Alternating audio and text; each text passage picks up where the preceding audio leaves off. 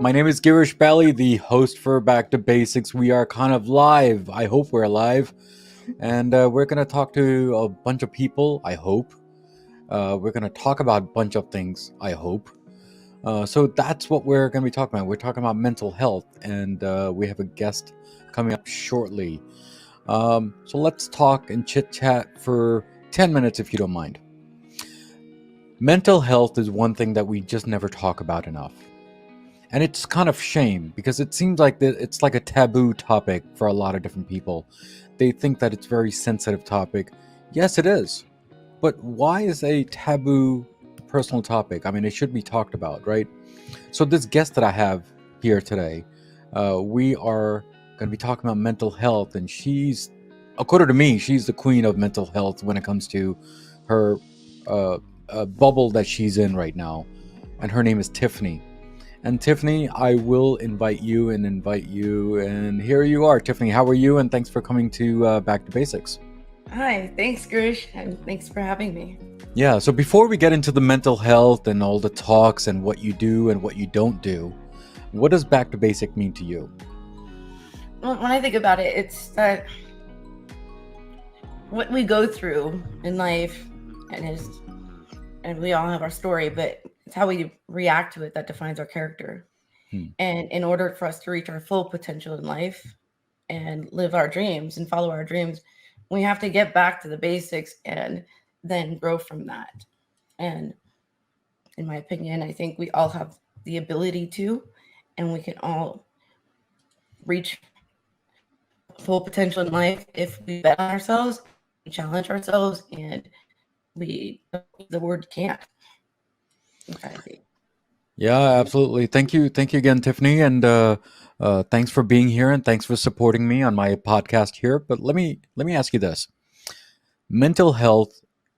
Why is it a taboo topic? As I just said earlier, why is it like a something personal? I mean, we should be talking about these things, and we should help each other out when it comes to mental health, right? What are your thoughts on that, please, if you don't mind? Well, so I started this radio show like 7 years ago. I've been a therapist for licensed therapist at least pretty much. Well, I've done nothing else besides that, but for 15 to 20 years, I'll just put it that way. And a lot of people, I'm really big on ending the stigma on mental health because a lot of people feel that there's a stigma against going to see a therapist or to take medication for something. And even 7 years ago, when I was doing the radio show, Ending the Stigma on Mental Health, the Moments of Clarity, the Tiffany show, it was hard to get guests on the show because they didn't want to tell their business and they didn't want to embarrass themselves. Even like when looking for a job and you go into a job interview and you get the job, the human resources person will say, and we offer 401k benefits and dental and vision. And they don't mention mental health. And it's like, well, you can bring up my dental, what is something wrong with my teeth, but you're afraid to say that we have mental health benefits too. Then most employers, would benefit from having mental health days for people because people call out sick a lot because they're going through something. But I think it started back in the day because people in the past had talked about asylums or lobotomy or whatever, or the mentally insane, and then movies and media like One Flew Over the Cuckoo's Nest and things kind of portrayed mental health as being clinically insane or clinically mentally ill. And those things do exist, but I think a lot of people misunderstand those diagnoses as well, even to this day. Mental health has come a long way. You see it in the NFL and the Olympics, people standing up and saying that there's mental health issues that they're enduring, and not, Lady Gaga, Demi Lovato. People are speaking on their mental health because it's real, but it's just now starting to come out. I think I saw a movement more so since the pandemic because a lot of people were experiencing depression, anxiety, job loss, that's true. marital things, and then reaching out for help and knowing that it's okay to not be okay. And the more we talk about it, the more it's understood that you're not alone. that there's everyone has something. Everyone goes through something. Even there's a diagnosis, a phase of life problem, or an adjustment disorder, which isn't really a disorder. And sometimes the words are is what kind of scares people away. But like just moving from one job to another, or losing a job, or having to adjust to something after a divorce, and feeling symptoms of depression, or symptoms of anxiety, or symptoms of identity crisis, or losing a sense of self. It doesn't mean that. But Tiffany, you brought up a great point that in the benefits, the health benefits that we have, right? And we Mhm. have dental, we just don't have mental, mental benefits in there. But it looks They like, exist. They just don't tell them about it. yeah. So here's a point that I'm going to be making. So 4 years ago, 5 years ago, I was talking to this teacher, and she was informed by the health, pharmaceuticals. They're like, you're allowed to have at least one massage per month according to the health benefit. And Mm. she's like, wow, I should take that benefit, and I should take that, right? And I'm like, okay, well, that's a sign of mental, that's a sign of tiredness of the body, right? So, do you think that's something new, or is just the health companies are just not advertising it because it's just too much money? What are your thoughts on that? Um, I think there's a lot of companies, is I'm a provider as a licensed therapist, and I have a private practice and a counseling center as well. And a lot of companies do have what is called the EAP services, and it's an employee assistance program services. Most health insurances cover mental health sessions as well. Hmm. Um, it's just not as wide known that there's a lot of But it's specialized and talented therapists that can help you out, and the company will cover it.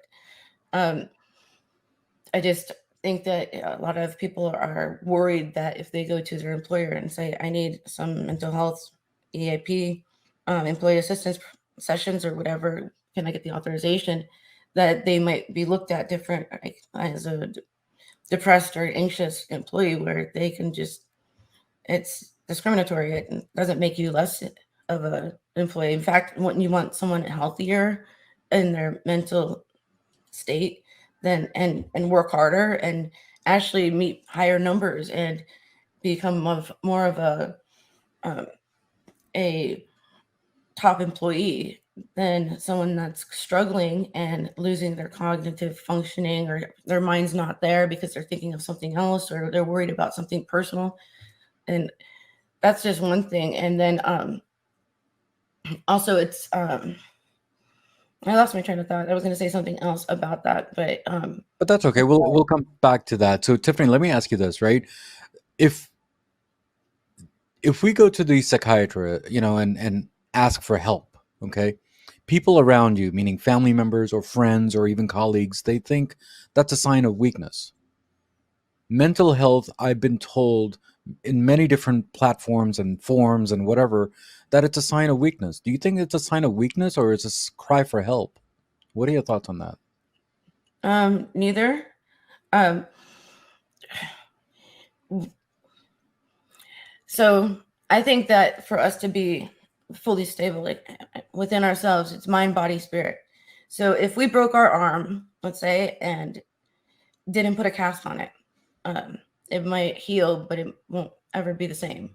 But people are more likely to put a cast on their arm than go seek help for their mentality and to mental stability and being at their best performance, being able to think clearly and focus. And if there's intrusive thoughts, no one should have to live like that with Hmm. depression and intrusive thoughts and anxiety. That, I mean, when you don't have to. And when I say intrusive thoughts, a lot of people have the what ifs. So I have, like, for my clients, I have a stick figure. I could probably find someone to take it, but anything. But say mindfulness. Okay, so it's dialectical behavioral therapy. A lot of you people are hearing the word using mindfulness.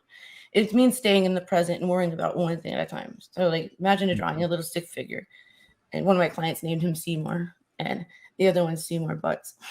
Because, let me explain. So this Seymour guy, he's got a little thought cloud above his head, and he's like, I can do this, and he's happy, and he's like smiling or whatever. And then the other one, Seymour Butts, is mad with big fist, and it's the cloud says, I can't. What if? Should I?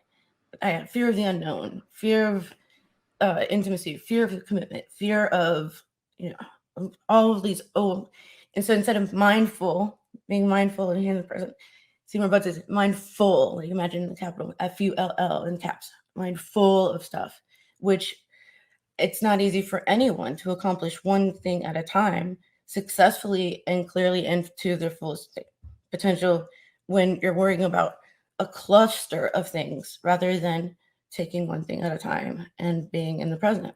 And so we can be our own worst enemy if we allow that anxiety to get the best of us.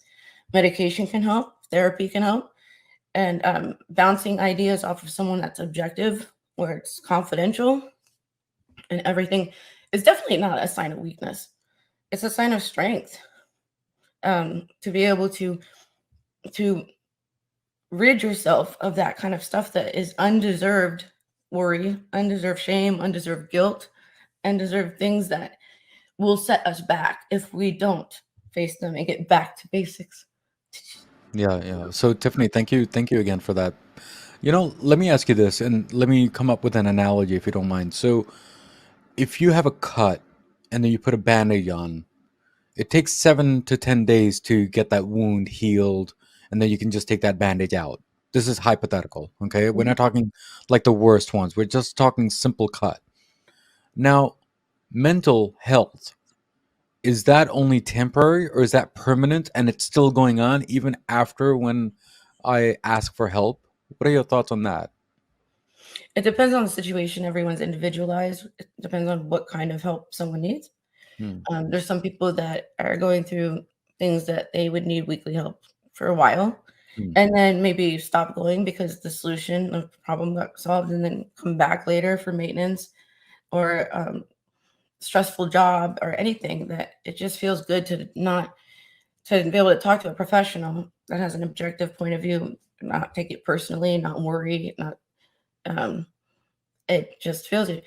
About the Band-Aid analogy, that's a good one because you can't just bandage a problem too. We have to reopen some wounds from the past as well, and then face those, because sometimes the root of the problem that was never dealt with can be the cause of what we're dealing with today too. So Yeah, there's a lot of people that have been sexually abused as children or you know, traumatized or bad in Tiffany, childhood. online I actually read a line. Can I read that line to you? It's kind of weird when I read this. So, what do you think when I finish this off? It says here, people with mental illness are much more often the victims of the violence rather than a perpetrator. What are your thoughts on that? Um, Perpetrator is is like it could be a pedophile or whatever. Right. It could have been somebody that is just has a fetish or some weird obsessive compulsive disorder or whatever. I don't like the word victim either.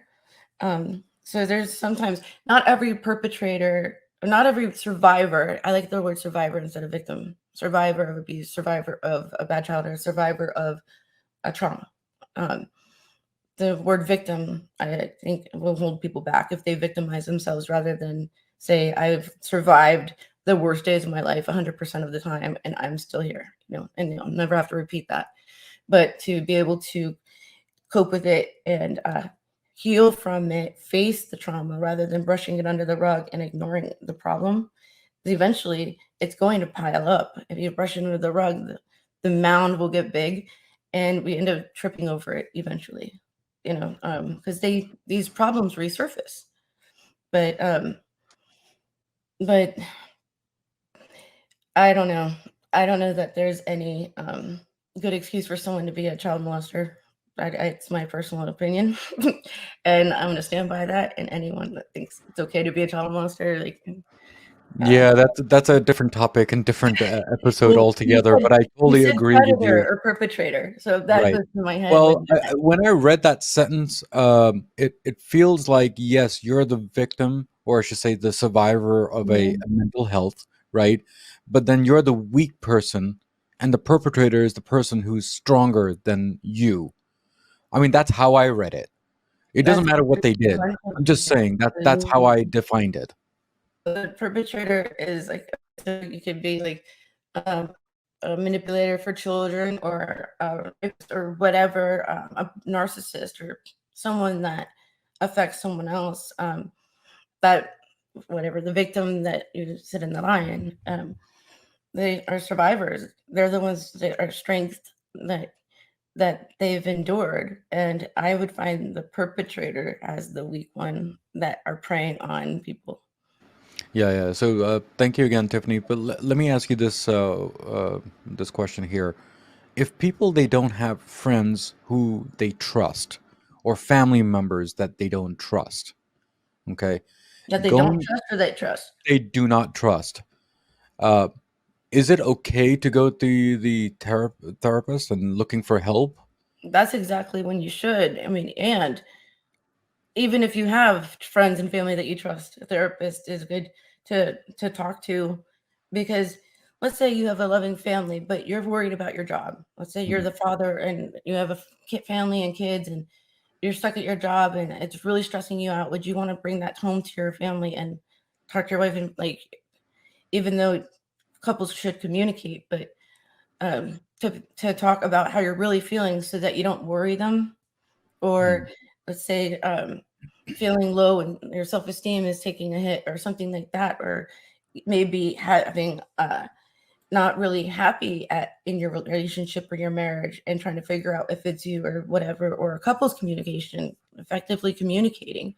So many things that therapy can help with, so that it prevents divorce, it prevents people feeling that they don't have a sense of purpose, or feeling stuck um, in their life. Nobody's ever stuck in anything. The only thing we can't wiggle out of is death. Yeah, Sometimes, but I, some people do that too. So I don't know.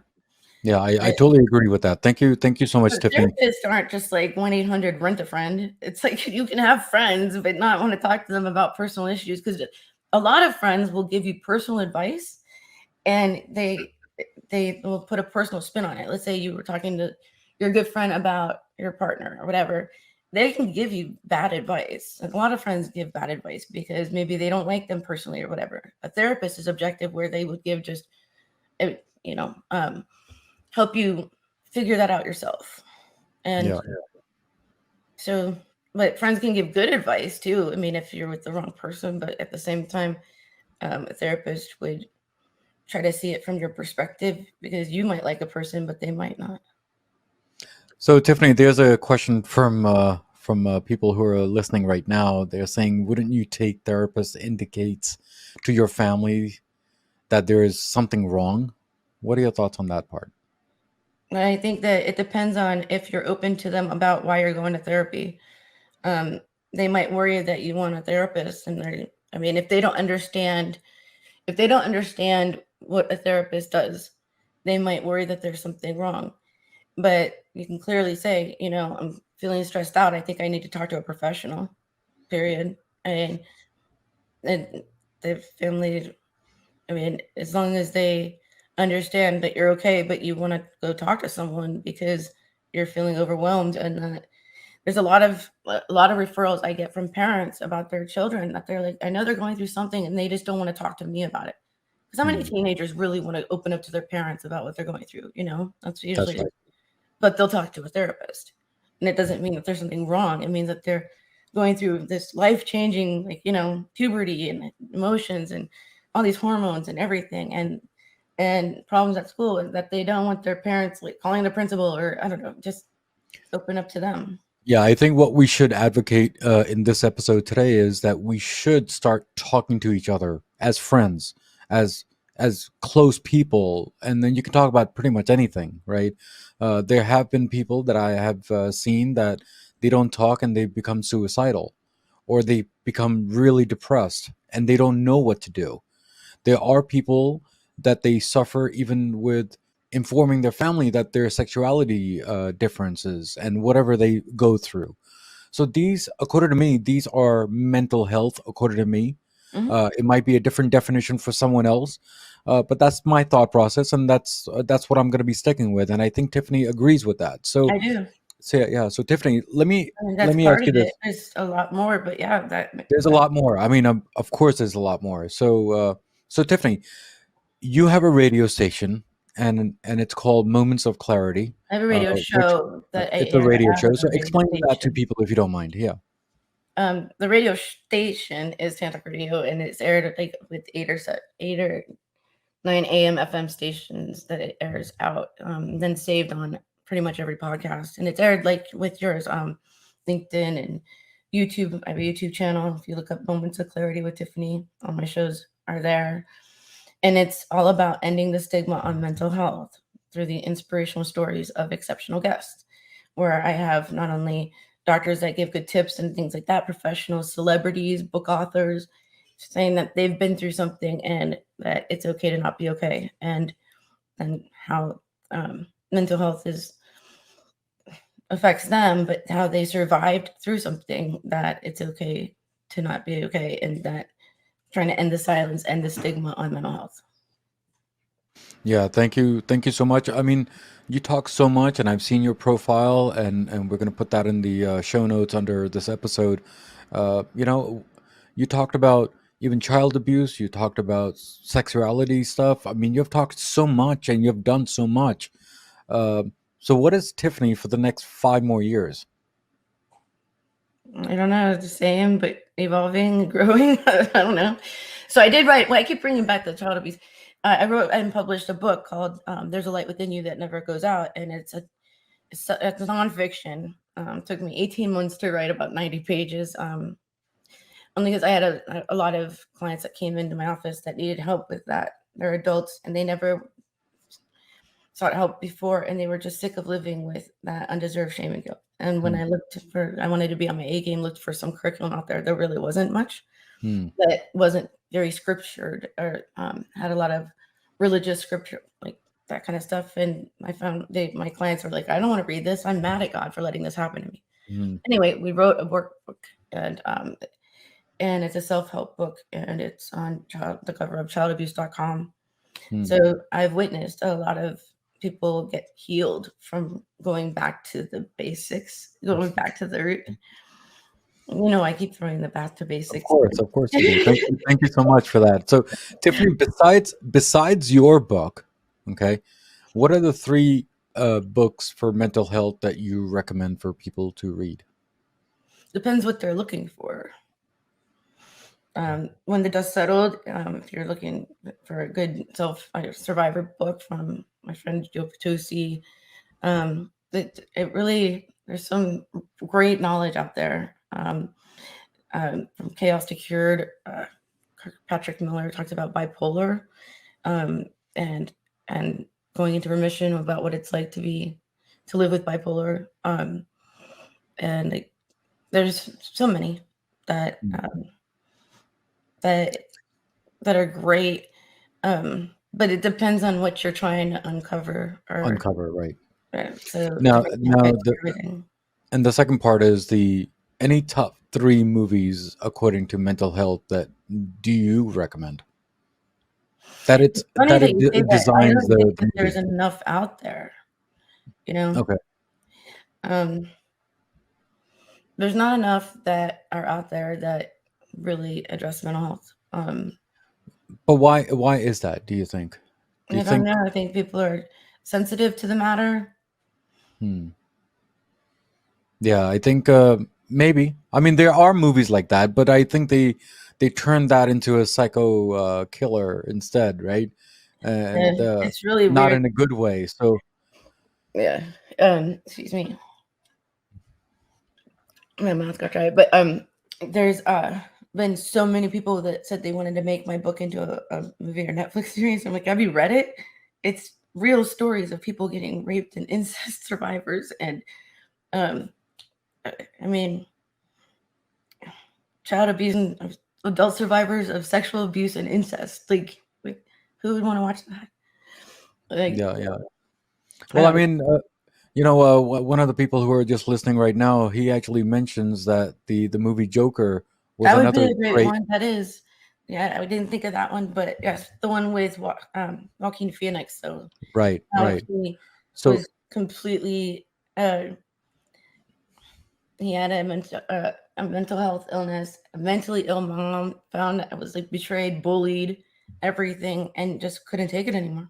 yeah, And well, I mean, even Norman Bates from Psycho, right?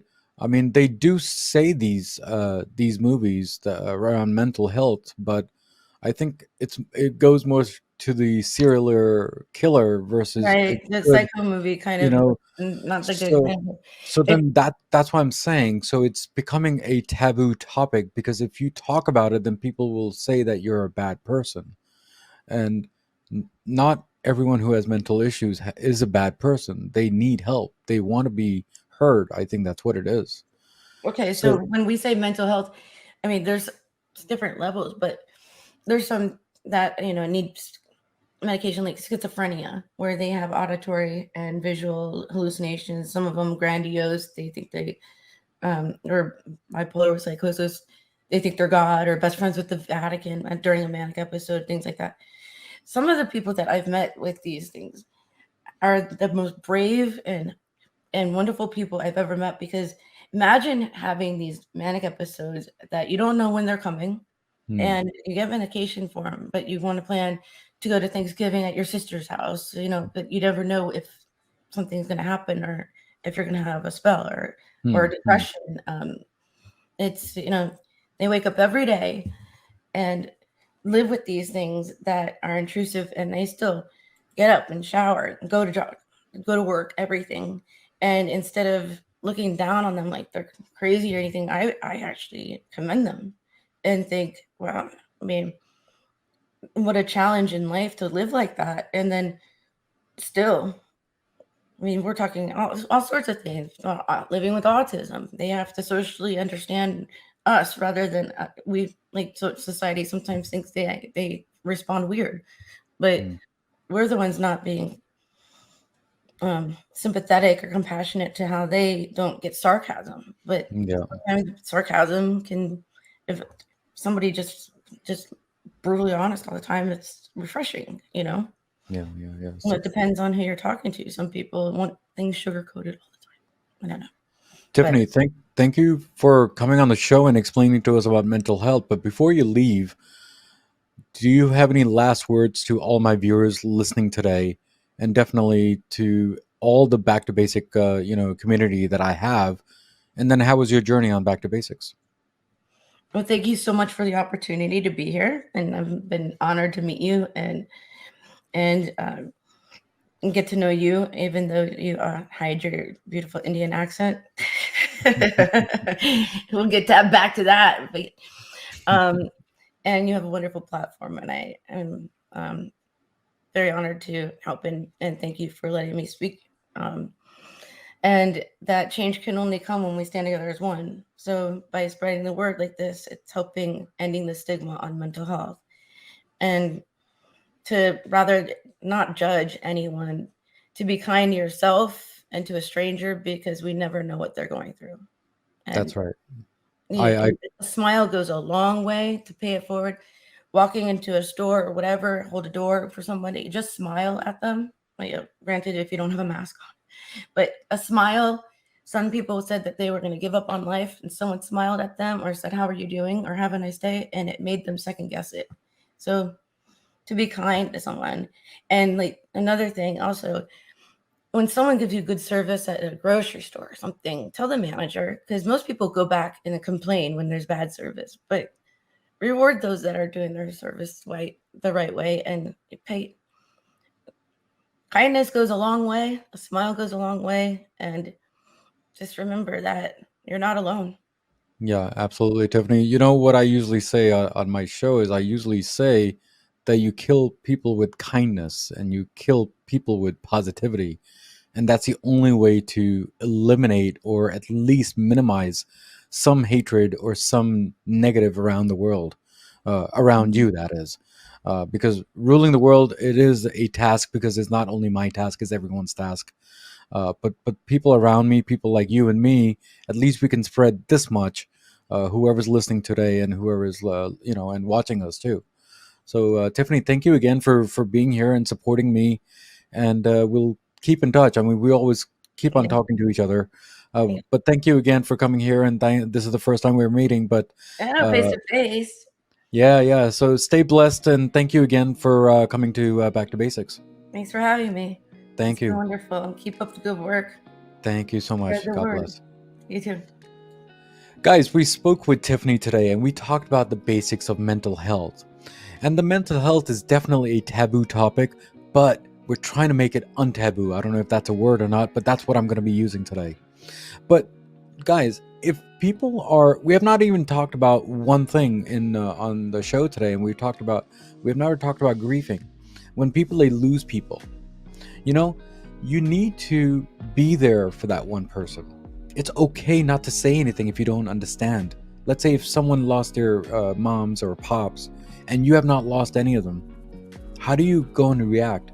Just be there for them. It's one step away from being a mental health, and at least you're there for support. I think that's the main thing. So, guys, as usual, as always, there's a quote of the day from Back to Basics, and hopefully Tiffany will like this. And well, this is the quote that I have. You don't have to control your thoughts. You just have to stop telling them to control you. I mean, that's what mental health is all about, isn't it? So, guys, as usual, as always, what do I always say at the end of my episode? Everything in life goes back to basics, and that's what we did today, guys. Guys, take care. God bless. Keep on commenting on all my episodes, because you know what? Your comment makes me stronger day by day, week by week, because I do release every day. And there are three things in every episode that it's important to me, which is content, the guest, and definitely the host, which is always the best. Guys, take care. God bless. And I will see you next time on Back to Basics Live. And stay blessed. Next week's episode on Back to Basics, season 1. So when you get a chance, listen to that, because it's quite interesting of how I divided between the two verses, you know, and it's something to think about. So thank you again for Anita for explaining all the stuff that you did there. Meditation and running. You think this is more of your what is the word that I'm looking for? Cocaine high? Because you feel good, right, after doing these two items. What are your thoughts on that?